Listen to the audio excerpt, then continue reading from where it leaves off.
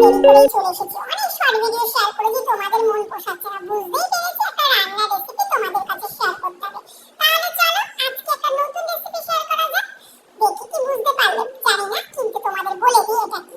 এটা রয়েছে হচ্ছে মুরগি, মেথি এবং যেটা আমরা কচকচি বা গিলা মেথি যেটা আমাকে বলি, বা স্টমাক বা লিভার, প্রত্যেকটাকে ভালো করে টুকরো টুকরো করে কেটে আনা হয়েছিল বাজার থেকে। সেটাকে ভালো করে ধুয়ে জল ঝরিয়ে রাখা হয়েছে। অন্যদিকে বেশি করে পেঁয়াজ, আদা, রসুনের একটা ভালো পেস্ট করে নিলাম। আর খানিকটা মানে বলতে পারো 10 থেকে 12খানা কাঁচা লঙ্কা দিয়ে দিলাম। ওখানে 500 গ্রাম ছিল ওটা। ব্যাস, অন্যদিকে চিকেনও রয়েছে। আজকে দুটো আইটেম বাড়িতে হবে, এসছে বাড়িতে গেস্ট, আর তার সাথে সাথে বাচ্চাদের আবদার আজকে এটা খাবে।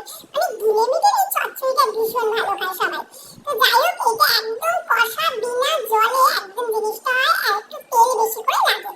তো দেখতেই পারলে পুরো জিনিসটার মধ্যে কি কি জিনিস দিয়েছি। দিয়ে দিলাম আদা রসুন বাটার পেস্ট, দিয়ে দিলাম পেঁয়াজের পেস্ট, স্বাদ মতো নুন এবং হলুদ, একটু কাঁচা সর্ষের তেল দিয়ে ভালো করে মাখিয়ে নিলাম। অন্যদিকে কড়াইতে সর্ষের তেল, জিরা এবং তেজপাতা ফোড়ন দিয়ে দিলাম। তেলটা বেশ গরম হয়ে গেলে জিনিসটাকে দিয়ে দিলাম।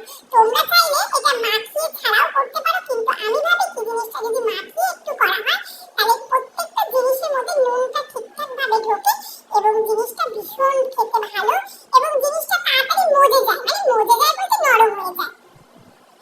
তো আশা করি তোমাদের বোঝাতে আমার কোনো অসুবিধাই হয়নি। তো দেখতেই পারলে জিনিসটার মোটামুটি ভালো করে কষতে দিতে হবে। আর গ্যাসের আগুনটা পারলে বন্ধুরা একটু কমিয়ে রেখো। এবার দিয়ে দিলাম খানিকটা রেড কালার, মানে রেড চিলি পাউডার কালারের জন্য। আর দিয়ে দিলাম টমেটো কেচাপ, আর দিয়ে দিলাম হচ্ছে চিকেন কারি।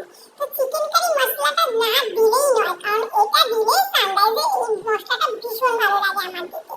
ব্যাস, এবার আর কি কষা কষা এই গিলামিদের চচ্চড়ির পাশে যদি গরম গরম ভাত, গরম গরম পরোটা, রুটি যাই হয় না কেন, খেতে কিন্তু ভীষণ ভালো লাগে। তোমরা কিন্তু একবার ট্রাই করে দেখো। নামানোর আগে সানরাইজের শাহি গরম মশলা যা রান্নার দ্বিগুণ স্বাদ এনে দেয়।